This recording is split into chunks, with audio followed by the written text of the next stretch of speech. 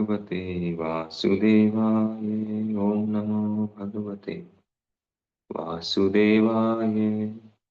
ओम नमो भगवते वासुदेवाय। नारायणं नमस्कृत्य नरं चैव नरोत्तमं देवीं सरस्वतीं व्यासं ततो जयमुदीरये। नष्टप्रायेषु भद्रेषु नित्यं भागवत सेवया भगवती उत्तम श्लोके भक्तिर्भवति नैष्ठिकी। नमो विष्णुपादाय कृष्णप्रेष्ठाय भूतले श्रीमते भक्तिवेदांत स्वामिनिति नामिने। नमस्ते सारस्वती देवी गौरवाणी प्रचारिणे निर्विशेष शून्यवादी पाश्चात्य देश तारिणे। श्रीमद् भागवतम स्कंद 1 अध्याय 7 द्रोण पुत्र को दंड। श्लोक संख्या 41। अथोप्येते स्वशिबिरं गोविंद प्रिय सारथी न वेत्तयत्तं प्रियाये सोचन्त्या आत्मजानता। अपने प्रिय मित्र तथा सारथी श्री कृष्ण सहित अपने शिविर में पहुंचकर अर्जुन ने उस हत्यारे को अपनी प्रिय पत्नी को सौंप दिया जो मारे गए अपने पुत्रों के लिए विलाप कर रही थी। तात्पर्य: कृष्ण के साथ अर्जुन का दिव्य संबंध घनिष्ठ मित्र के रूप में है। भगवत गीता में भगवान ने स्वयं अर्जुन को अपना प्रियतम सखा कहा है। इस तरह प्रत्येक जीव किसी न किसी प्रिय संबंध द्वारा भगवान से जुड़ा है, चाहे वह दास का हो या मित्र का, या माता पिता का हो या माधुरी प्रेम का। भक्ति योग की विधि द्वारा प्रत्येक व्यक्ति को आध्यात्मिक जगत में भगवान का सानिध्य प्राप्त हो सकता है, अगर वह ऐसी इच्छा रखता है और उसके लिए निष्ठा पूर्वक प्रयत्न करता है। श्रील प्रभुपाद की जय। यहाँ प्रसंग चल रहा है। सूत गोस्वामी जी शौनक आदि ऋषियों को बता रहे हैं।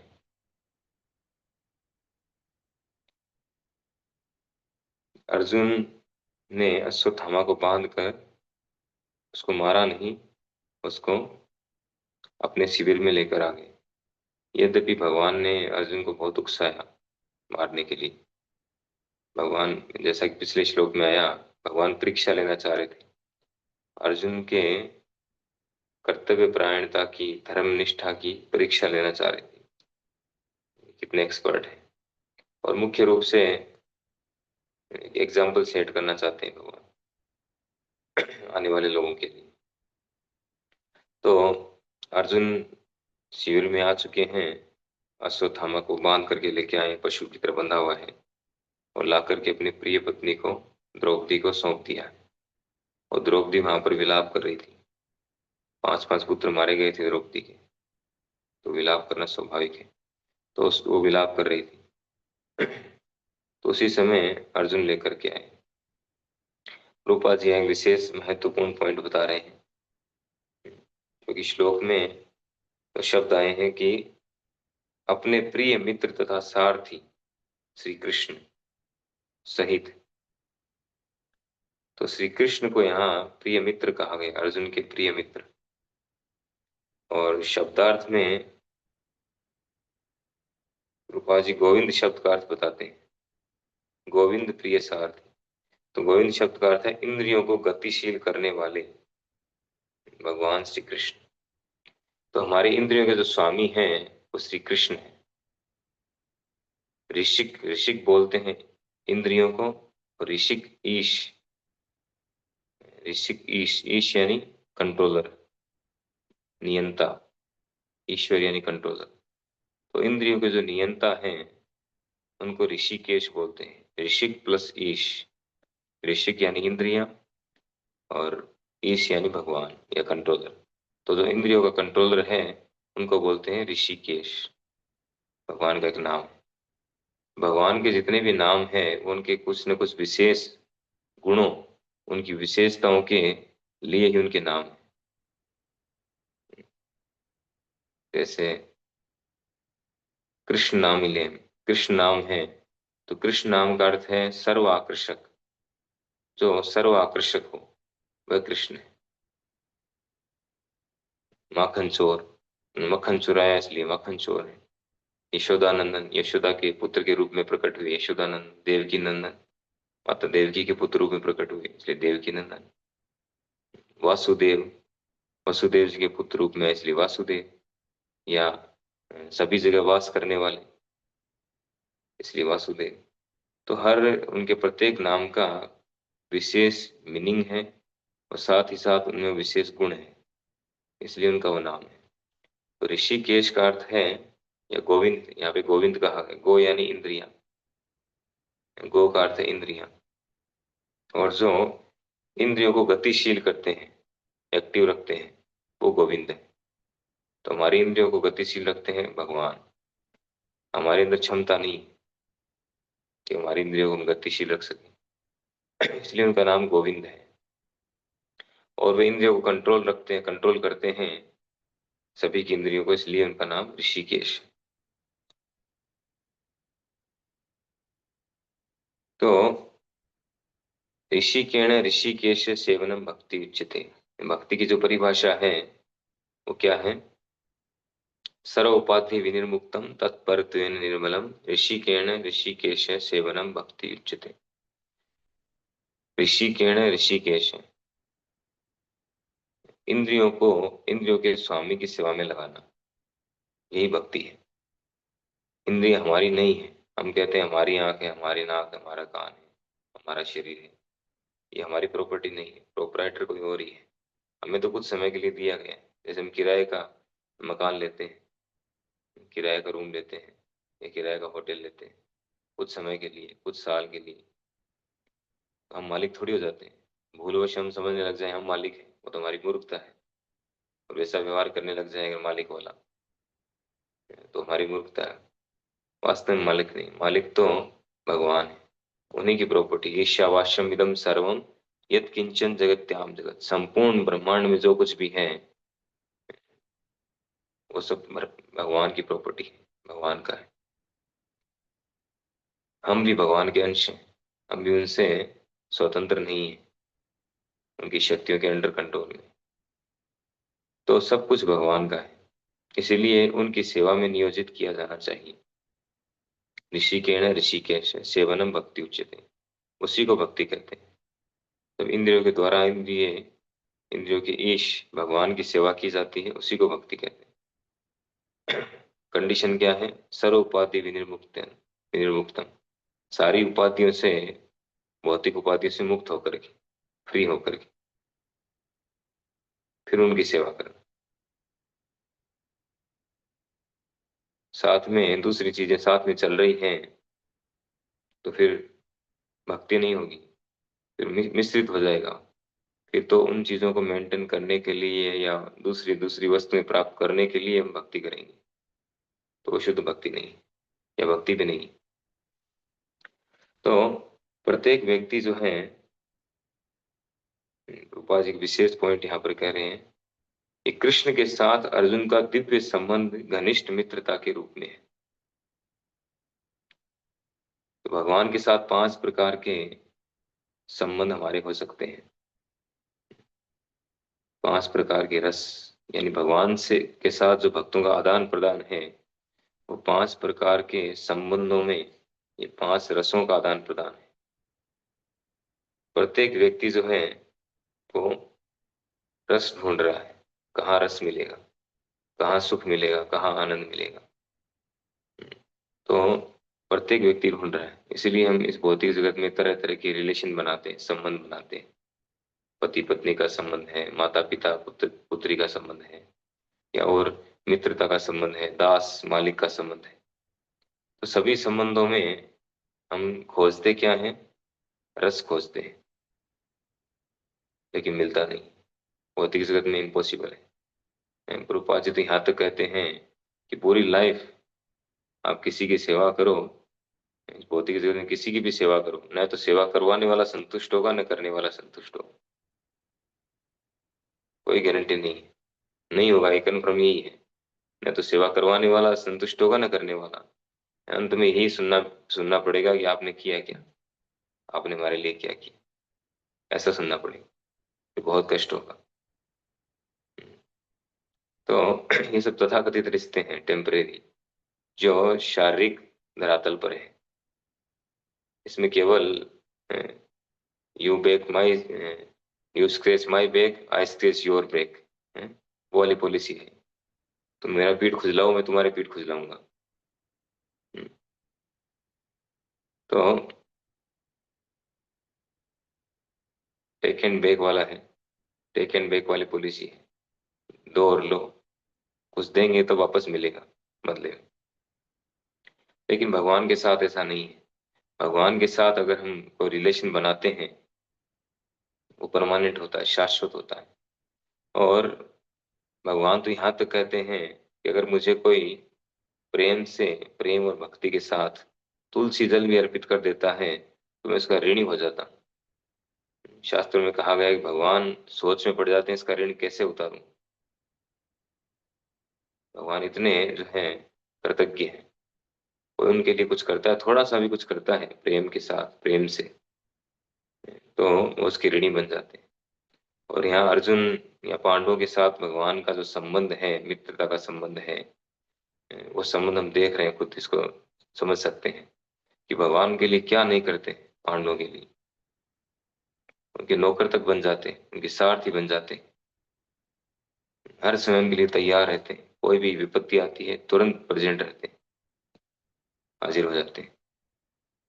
क्या इस भौतिक जगत में ऐसा पॉसिबल है कि हम किसी के साथ मित्रता करें, हम उसके साथ इतनी मित्रता निभा सकें, वो हमारे साथ निभा सकें जीवन पर्यंत? इम्पॉसिबल है, पॉसिबल नहीं है। जब तक जो है कंडीशन सही रहेगी, कंडीशनल है, यहाँ सब कुछ कंडीशनल है, सापेक्ष, रिलेटिविटी। ये भौतिक जगत जो है ये सापेक्ष सत्य है, एब्सोल्यूट एब्सोल्यूट ट्रूथ नहीं है, पूर्ण सत्य नहीं है, सापेक्ष सत्य, रिलेटिविटी ट्रूथ।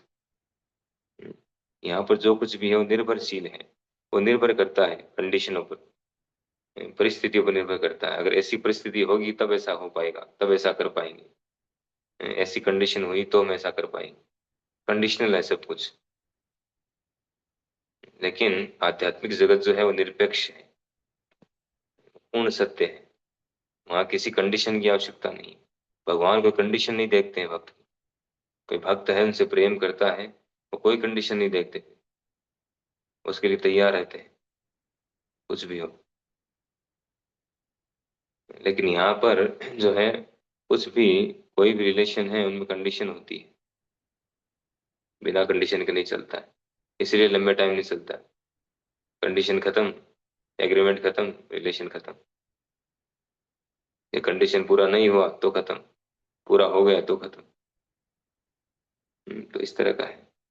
तो वास्तव में अगर हम प्रेम चाहते हैं, क्योंकि रिलेशन तो हर व्यक्ति चाहता है कि रिलेशन बनाए, चाहे माता पिता का बच्चों का रिलेशन हो, चाहे प्रेमिक प्रेमिका का रिलेशन हो, पति पत्नी का रिलेशन हो, चाहे मित्रता का हो, दास नौकर का हो, हर व्यक्ति चाहता है। जैसे एक व्यक्ति था तो वह चाहता था कि मैं सबसे बड़े व्यक्ति की सेवा करूं, नौकरी करूं। तो वो अपने गांव में सर्च कर रहा था, उसको ज्यादा जानकारी नहीं थी, जनरल नॉलेज जीके कम था उसका, कमजोर था उसका थोड़ा। तो आजकल तो जीके लोगों का बहुत तेज है, तो पूरी दुनिया ही खबर रखते हैं कौन सबसे टॉप में है। तो उसका जीके इतना अच्छा नहीं था, तो उसने सर्च किया अपने गांव में कि सबसे बड़ा व्यक्ति कौन है। तो वहाँ का जो जमींदार कोई ऐसा था, तो उससे मिला, पता चला ये सबसे बड़ा है। तो उसकी सेवा में लग गया, पूछा कि मैं आपकी सेवा कर सकता हूँ? हाँ करो आओ। उसकी सेवा में लग गया, उस दिन सेवा किया। फिर देखा कि वो जमींदार जो है वो सारी रिपोर्ट बना करके मंथली, और ले जा करके दूसरे, उस गांव से थोड़ा बड़ा कस्बा है उसमें ले जा करके देता है उसके किसी व्यक्ति को। उसको सैल्यूट मारता है, उसको प्रणाम करता है, उसको अपने विशेष ऑफर करता है, और जा करके वो रिपोर्ट देता है। तो साथ में गया हूँ, साथ में लेके गए इसको, तो उसने देखा कि ये तो इसकी सेवा कर रहा है, तो पूछा कि ये कौन है? तो कहा ये हमारे बॉस हैं। कि अच्छा आपसे बड़े हैं? कि हाँ। तो कहा मुझे तो बड़े व्यक्ति की सेवा करना है, मैं क्या उनकी सेवा में लग जाऊं? तो ठीक है लग जाओ। उसकी सेवा में लग गया। फिर थोड़े दिन बाद देखा कि वो व्यक्ति और किसी अपने से बड़े की सेवा कर रहा है। फिर वो अपने अपने से बड़े की सेवा कर रहा है। ऐसे करते करते अंत में राजा तक पहुंच गया। तो राजा की सेवा में लग गया। फिर देखा कि राजा जो है वो जाता है अपने गुरु के पास। जब भी कोई समस्या आती है, एडवाइस लेना होता है, तो अपने गुरु के पास जाता है, साधु के पास जाता है। तो जाकर के प्रणाम करता है उनको, दंडोत प्रणाम। वो सादे वेश में जाता है, सिंपल, राज वेश में भी नहीं जाता है। जाकर में प्रणाम करता है, उनसे एडवाइस लेता है। तो उसने देखा कि राजा से बड़ा ये है, साधु है, तो साधु की सेवा में लग गया। फिर कुछ समय बाद देखा कि साधु जो रोज सुबह सुबह भगवान की सेवा करते हैं, रोज आरती कर रहे हैं, भगवान का नाम ले रहे हैं, भगवान के शरणागत हैं, उनको प्रणाम करते हैं दिन में कई बार। तो उसको समझ में आया कि सबसे बड़े व्यक्ति तो भगवान है। तो भगवान तक पहुंचा इस तरह से। तो पूर्ण संतुष्टि या पूर्ण आनंद सुख जो है वो तभी मिलेगा जब हम भगवान की सेवा में लगेंगे। अदरवाइज कभी भी न तो संतुष्टि मिलना है, न रस मिलना है, न आनंद मिलना है। भौतिक जगत तो नीरस है, इसमें रस है भी नहीं। दुखालय, दुखों का घर। दुखों के घर में सुख ढूंढना मूर्खता है। वास्तविक सुख अगर हम चाहते हैं तो भगवान ने ऑप्शन दे रखा है। 5 प्रकार के, 5 प्रकार से उनसे हम संबंधित हो सकते हैं: शांत, दास्य, सख्य, वात्सल्य, माधुरी। जैसा हम रस चाहते हैं, जैसा आनंद चाहते हैं, उसके अकॉर्डिंग भगवान से हम कनेक्ट हो सकते हैं। भगवान तैयार है इसके लिए।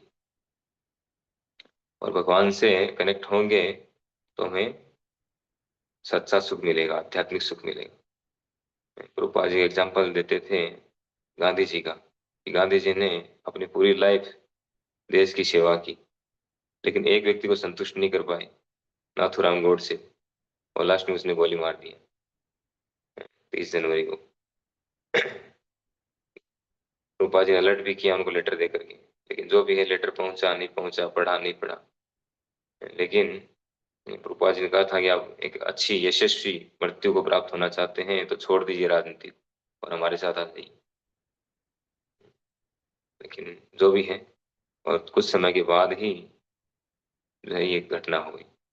तो कहने का अर्थ है कि पूरी लाइफ उन्होंने खूब सेवा की। पहले अफ्रीका में सेवा की, आंदोलन, स्वतंत्रता आंदोलन के लिए। फिर यहाँ भारत में सेवा की। लेकिन सभी को संतुष्ट नहीं कर पाए, कुछ को कर पाए, कुछ को नहीं कर पाए।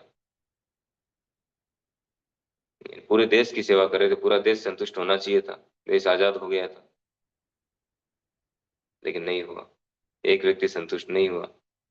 तो इसी प्रकार से भौतिक जगत में कुछ भी कर ले आप, गर्दन भी काट के दे देंगे ना तो कहेंगे सीधी नहीं काटी, तिरछी कट गई। ऐसा है। तो कितना भी कर ले कोई संतुष्ट होने वाला नहीं है। इसीलिए भगवान को प्रसन्न करने के लिए प्रयास करना चाहिए। हमारा पूरे पूरा प्रयास भगवान को प्रसन्न करने को होना चाहिए। नारद मुनि एक बहुत सुंदर श्लोक कहते हैं भागवत में: तस्यैव हेतो प्रीयते को विदो न लभ्यते यत् ब्रह्मताम प्रियते तल्लभ्यते यत् वदन्यते सुखम कालेन सर्वत्र गंभीर रहसा।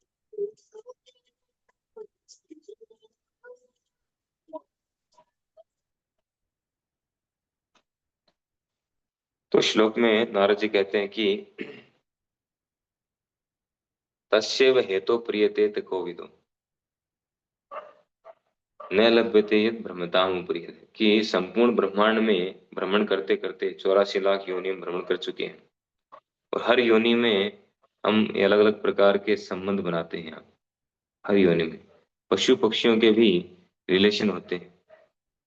उनके भी पत्नी होती है, बच्चे होते हैं, माता पिता होते हैं, उनके भी रिलेशनशिप होती है, फ्रेंडशिप होती है, वो खूब खेलते हैं। तो ये सारी चीजें जो हैं पशु पक्षियों में सब में होता है। तो हम प्रत्येक योनि में ये सब कर चुके हैं। पूरे ब्रह्मांड में भ्रमण करते करते, कभी देवता, कभी पशु, कभी पक्षी, कभी मनुष्य, कभी कुछ कभी कुछ।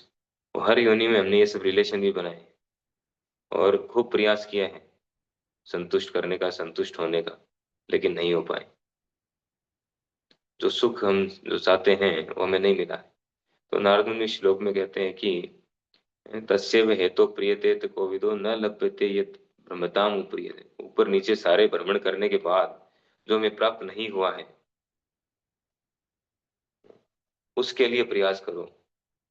जो अनेक प्रकार की योनियों में भटकने के बाद भी हमें प्रयास में प्राप्त नहीं हो पाया है, जो सच्चा सुख वो कैसे मिलेगा उसको जानो और उसके लिए प्रयास करो। उसी उसी फील्ड में प्रयास करते रहेंगे तो कोई फायदा होने वाला नहीं।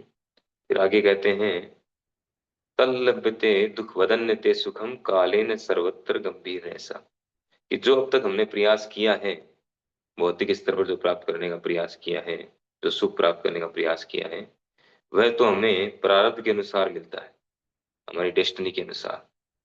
वह जितना लिखा है इसमें उतना मिलके ही रहेगा, चाहे कुछ भी कर लो आप, करो चाहे मत करो, वो जितना आपकी डेस्टिनी में उतना मिलेगा ही मिलेगा। इसलिए प्रयास उसके लिए न करके और उसके लिए करो जो अब तक मिला नहीं, जिसके लिए हमने प्रयास नहीं किया। काले ने सर्वत्र गंभीर ऐसा, समय के अनुसार वो मिलेगा जो प्रारब्ध में हमारे हैं, भौतिक सुख या भौतिक दुख है। उदाहरण देके बताते हैं कि जैसे दुख अपने आप आता है, तल्लभते दुख वदन्यते सुखम, जैसे दुख अपने आप आता है बिना प्रयास के, उसी प्रकार से सुख भी, भौतिक सुख बिना प्रयास के आएगा। लेकिन आध्यात्मिक सुख जो है वो बिना प्रयास के नहीं आएगा, उसके लिए प्रयास करना पड़ेगा। तो उसके लिए प्रयास करना चाहिए। तो हमें हर प्रकार से हमारा प्रयास होना चाहिए कि कैसे हम भगवान से और नजदीक और नजदीक और नजदीक हों, भगवान से हम नजदीकी बढ़ाएं, उनके साथ जो है घनिष्ठता बढ़ाएं, तब हम वास्तव में सुखी हो पाएंगे। और चार प्रकार के जो यहाँ रिलेशन बताए गए हैं, शांत रस का नहीं बताया रूपा जी ने, मित्र भाव में, मित्र रूप में, दास रूप में, या सख माता पिता वात्सल्य, या माधुर्य प्रेम। तो चार जो हैं संबंधों के द्वारा, चारों में से किसी एक में हम भगवान के साथ संबंधित हो सकते हैं और होकर के वो दिव्य आध्यात्मिक सुख प्राप्त कर सकते हैं जो शाश्वत है, कभी खत्म होने वाला नहीं। अंत में कह रहे हैं कि भक्ति योग की विधि द्वारा प्रत्येक व्यक्ति को आध्यात्मिक जगत में भगवान का सानिध्य प्राप्त हो सकता है। ये भक्ति योग की विधि है। भक्ति योग की विधि के द्वारा प्रत्येक व्यक्ति, ऐसा नहीं को दुर्लभ है, इम्पॉसिबल है, प्रत्येक व्यक्ति इसको प्राप्त कर सकता है। सुसुखम कर्तुम एवं, भगवान गीता में कहते हैं इसको सुख पूर्वक संपन्न किया जा सकता है। राज विद्या राज गुह्यम पवित्रम इदम सुसुखम कर्तुम एवं, इसको सुख पूर्वक संपन्न किया जा सकता है, सभी प्राप्त कर सकते हैं। लेकिन कंडीशन क्या है? वैसे कोई कंडीशन नहीं है ये, लेकिन प्रयास करना पड़ेगा। एक तो है इच्छा रखना, दृढ़ इच्छा होनी चाहिए हमारी, और दूसरा है निष्ठा पूर्वक प्रयत्न करना और उसके लिए प्रयास करना। हम भौतिक स्तर पर भी देखते हैं, हम कोई भी कार्य के लिए इच्छा भी होती है और साथ में प्रयास। बिना इच्छा के प्रयास करेंगे तो भी सफलता नहीं मिलेगी, क्योंकि हमारा माइंड दूसरी तरफ डाइवर्ट रहेगा। और केवल इच्छा है, प्रयास नहीं है, तो भी सफलता नहीं मिलेगी। दोनों चीज जरूरी है, इच्छा और प्रयास। तो आध्यात्मिक जो सुख प्राप्त करने के लिए, ये भगवान के साथ संबंधित होने के लिए भी हमें प्रयास और इच्छा दोनों की आवश्यकता है। दृढ़ इच्छा और दृढ़ प्रयास, निष्ठापूर्वक प्रयास अगर करेंगे तो निश्चित रूप से हमें सफलता मिलेगी। गाइडेंस में रह करके गुरुदेव के, शुद्ध भक्तों के, और हमें प्रयास करना चाहिए जिससे हम इस मनुष्य जीवन को सफल बना पाए। हरे कृष्ण। श्रीमद् भागवत महापुराण की जय। श्री प्रभुपाद की जय।